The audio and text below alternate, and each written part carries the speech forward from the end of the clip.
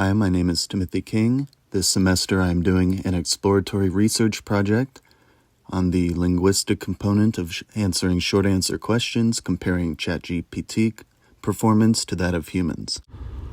For background, there are several instances of instructors and technologists observing ChatGPT's performance on various tests, some of which we will go over in the next slide on related works. Maybe you've seen some of these before, like ChatGPT being able to pass the bar exam. One of the intermediate steps of question answering is natural language understanding. For a large language model, the ability to perform natural language understanding is heavily dependent on the features of the question or prompt. It's been observed that even small alterations to the design of a prompt can have a big impact on the language model's ability to perform on specific tasks. Linguistics, as the framework by which we understand language, provides us with lexical, syntactic, and grammatical parameters, which in turn can help us inform prompt design. So the main research question that I am exploring is, what linguistic trends emerge that correlate to better short answer performance? How does sentence complexity, sentiment, and ambiguity perfect performance? How significant are existing correlations, and what recommendations can be made from them? So for related work, we have a number of instances of researchers testing out capabilities of ChatGPT on exams meant for students, including a medical licensing exam, math and reasoning problems, physics problems, and even one instance where students were asked to act as the intermediary to take tests for which they had no prior knowledge, while using ChatGPT as their only resource. And in that specific study, the students did not actually perform well with the use of ChatGPT. Some other relevant works important to this project are that although ChatGPT will imitate specific linguistic traits like its reuse of sentence structure, disambiguation of certain words, and identification of thematic structure, language models will exhibit some differing linguistic qualities than humans, especially in writing. In some places better than human performance, in some places worse.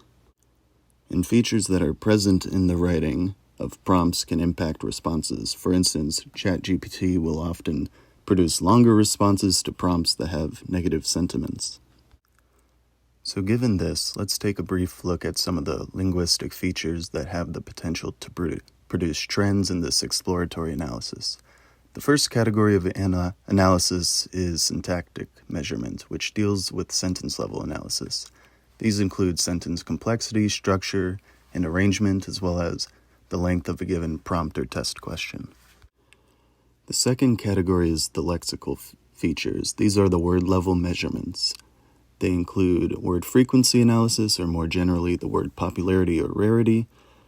It also includes information about word morphology, so like, do words in the prompt include prefixes or suffixes different from the stemmed or lemmatized form of the word? And do these words contain distinct inflections or tenses? Also, what can be known about a word's meaning or level of ambiguity? The third category of additional measures that includes sentiment and subjective language measures, the grammatic quality of the questions, and if there's time, I would like to perform qualitative analysis of some of the higher level concepts often discussed in prompt engineering, like the presence of sufficient context or framing of the prompt within adequate scope. Here's the data set. It's not a comprehensive data set. There are just under 150 samples. It contains the question, the course subject, the type of test it was featured on, the maximum points one can earn for a question, points earned by a student, and then the points earned by ChatGPT. The answers were graded personally by human subjects.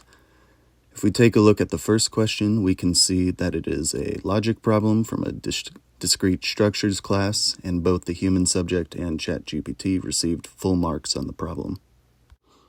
For simplicity, I created 2 additional columns for measurement of performance. The first is simply a column making all the problems worth the same by dividing ChatGPT's marks by the maximum marks.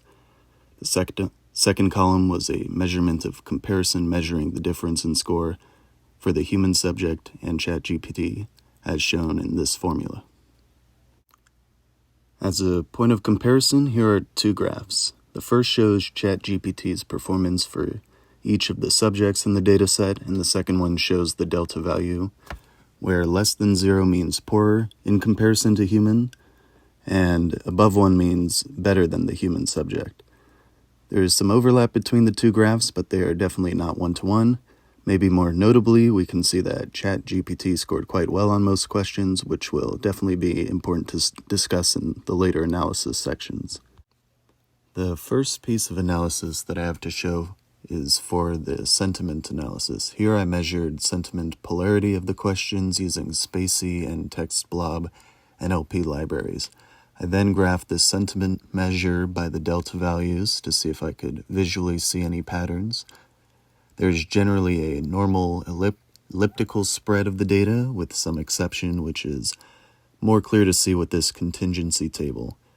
The table categorizes both the sentiment and the delta score values into negative, positive, and neutral or 0.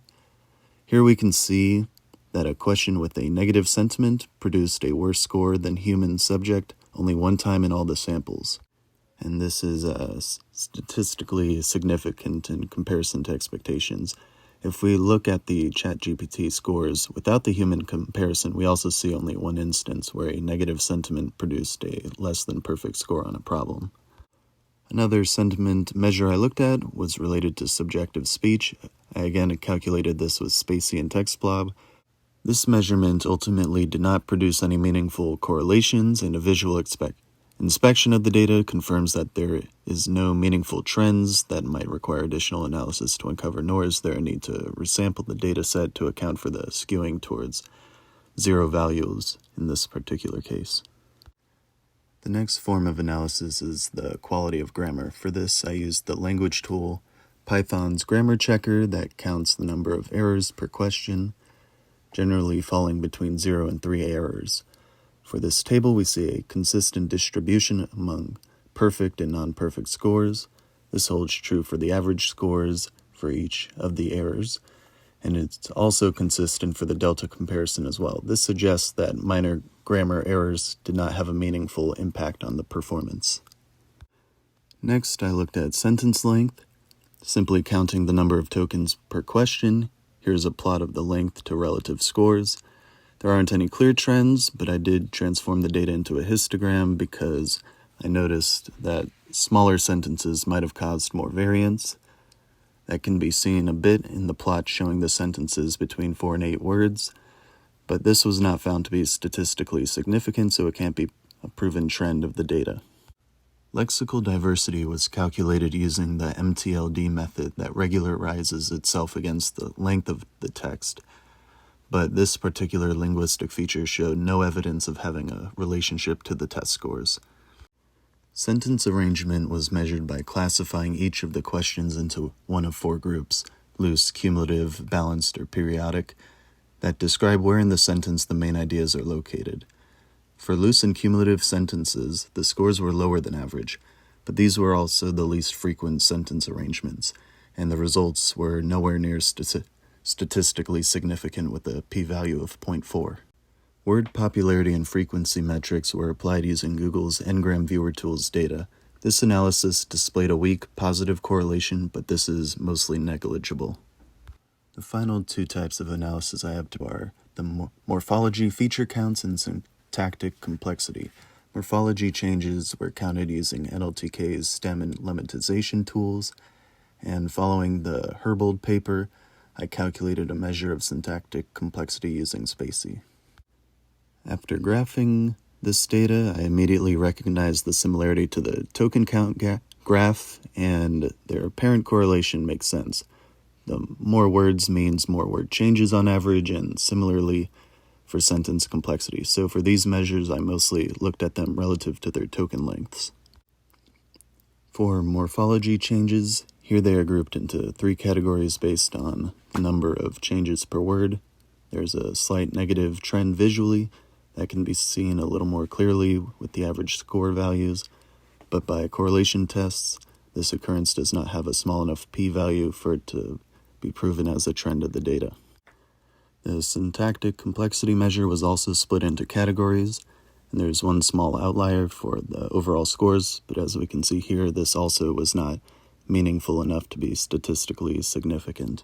So from these results, sentiment appeared to have a meaningful effect on the performance of the model, and although morphology count values did not quite reach the full significance threshold, there was a clear negative trend to the data.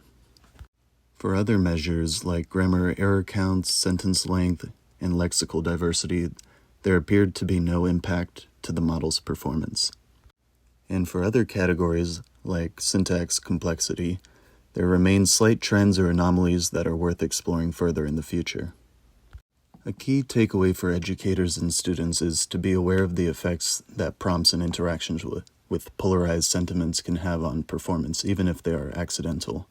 Another takeaway for researchers and educators is to continue to test performance using stemmed and lemmatized prompts, which simplify the text by removing changes in morphology. For future work, it would be valuable to expand upon the current dataset both in size and scope so more conclusive results can be produced. It would also be valuable to have access to interaction log data and the model's answers to get a fuller understanding of the machine's comprehension. New features could be developed and tested in the future, particularly for more sophisticated measures of syntactic complexity. There is also value in creating a study where students are the primary test takers but act as intermediary between the test questions and the answers produced by ChatGPT.